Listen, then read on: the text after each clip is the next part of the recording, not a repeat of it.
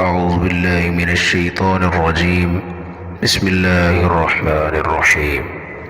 يسألونك عن الشهر الحرام قتال فيه قل قتال فيه كبير وسد عن سبيل الله وكفر به والمسجد الحرام وإخراج أهله منه أكبر عند الله والفتنة أكبر من القتل ولا يزالون يقاتلونكم حتى يردوكم عن دينكم إن استطاعوا ومن يرتد منكم عن دينه فيمت وهو كافر فأولئك حبطت أعمالهم في الدنيا والآخرة وأولئك أصحاب النار هم فيها خالدون. إن الذين آمنوا والذين هاجروا وجاهدوا في سبيل الله أولئك يرجون رحمة الله والله غفور رحيم.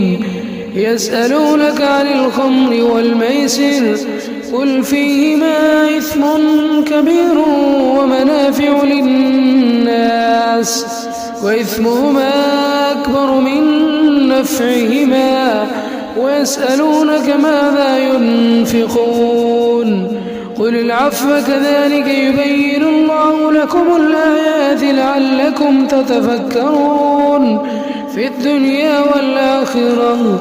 ويسألونك عن اليتامى قل إصلاح لهم خير وإن تخالطوهم فإخوانكم والله يعلم المفسد من المصلح ولو شاء الله لعنتكم إن الله عزيز حكيم. ولا تنكحوا المشركات حتى يؤمن ولا أمة مؤمنة خير من مشركة ولو أعجبتكم ولا تنكحوا المشركين حتى يؤمنوا ولعبد مؤمن خير من مشرك ولو أعجبكم أولئك يدعون إلى النار والله يدعو إلى الجنة والمغفرة بإذنه ويبين آياته للناس لعلهم يتذكرون.